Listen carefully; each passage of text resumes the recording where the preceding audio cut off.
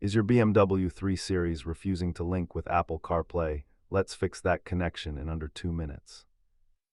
Research shows that 80% of connectivity issues are software glitches that don't require a dealership visit. Before you panic, let's walk through the diagnostic steps to restore your wireless link. The first step is a hard reset of your iDrive system by holding the volume knob until the screen reboots.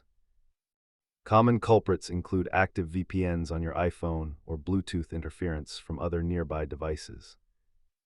If that fails, perform a full forget-and repair by removing the device from both the car and your phone settings. Most software-based fixes work, but if the head unit hardware fails, you will need professional diagnostic equipment. As you can see, hardware failure is rare, meaning your chances of fixing this yourself are very high. For advanced troubleshooting, check your OBD codes for head unit errors or perform a full factory reset. Keep a basic OBD scanner and a high-quality USB cable in your glove box to help with future connectivity issues. Remember that technology is only as reliable as our maintenance schedule, so keep your software updated. If you're still having trouble, let me know your model year in the comments below for more specific guidance.